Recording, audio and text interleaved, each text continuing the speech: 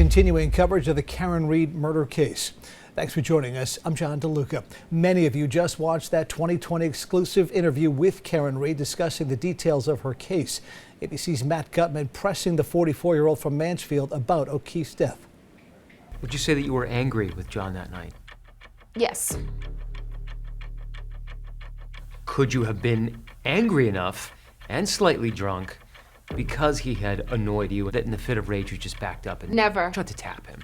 I would never. Not to try to kill him, but try to tap him with my 6,000-pound full-size SUV. To hit John's body with my car. No. Did you kill John O'Keefe? I did not kill John O'Keefe. I've never harmed a hair on John O'Keefe's head.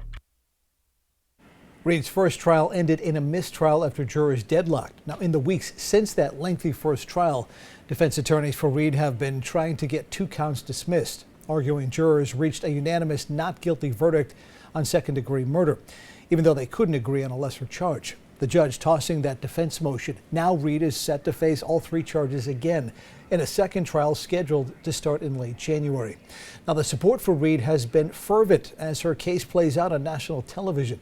These photos taken in Providence on Labor Day at one of a number of demonstrations organized to support her. Same story in Bristol County, Mass, with a big Labor Day gathering on the Taunton Green. Members of Read's family also visited a rally in Dighton, another key place in this saga, given that Read's car was towed from her parents' home in that small town after O'Keefe was killed. Read made an appearance in Dedham with her family. Her loyal supporters spent plenty of time in Dedham at Norfolk County Superior Court during the first trial. The crowd was going, they were pretty loud, and she was happy. It was nice to see her dad. Her dad was happy. He looked good, and her brother was here.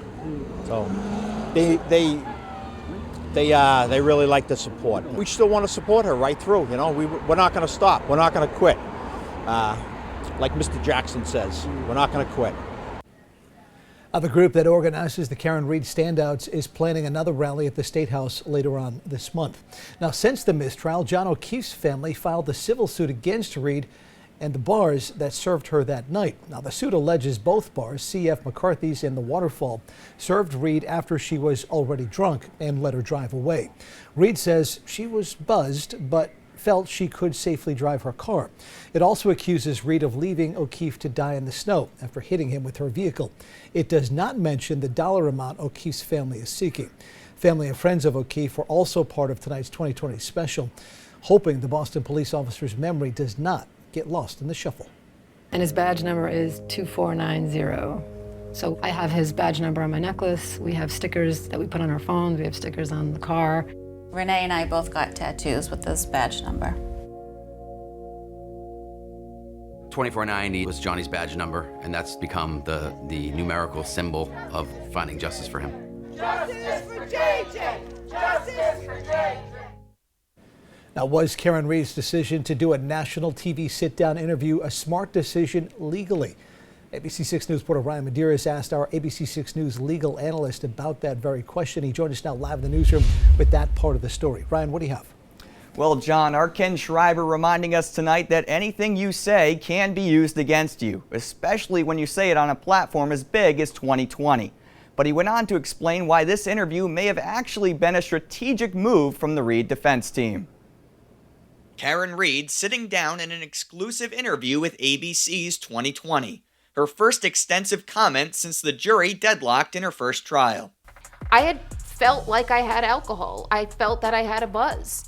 But I did not feel it was unsafe for me to be operating my vehicle. ABC 6 News legal analyst Ken Schreiber of Schreiber & Schreiber in Cranston says Read's decision to interview on national TV is unusual. In many cases like this, as in national cases, you have the lawyers speak for you.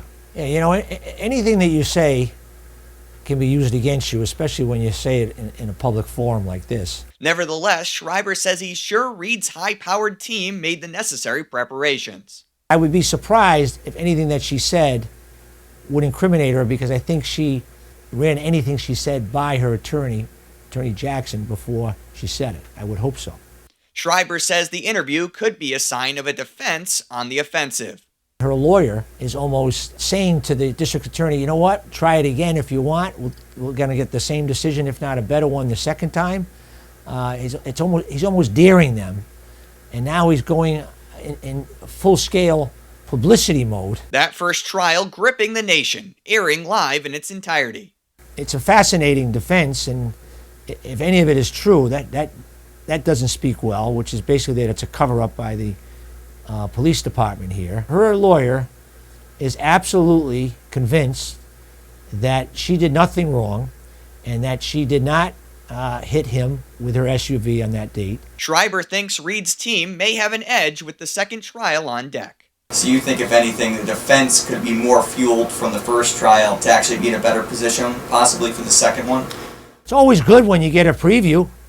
So you got everybody under oath. You know that each and every witness that testified at the first trial, you may not have known what he or she was going to say before they said it. Now you know. The Norfolk County DA expected to pursue the same charges against Reed in the second trial: second-degree murder, manslaughter while operating under the influence of alcohol, and leaving the scene of a collision causing death. John? Ryan, what did Ken say about the upcoming trial? Does he think she's going to be convicted? Well, John, he told me he believes the second trial may not be a surprise at all, with much of the same evidence coming into play. He also told me he thinks we may see a very similar verdict. One main difference this time is that one of the state's key witnesses, Trooper Michael Proctor, was suspended without pay in July after Massachusetts State Police pulled him off the job, following the first trial. John? Very interesting. All right. Thank you, Ryan.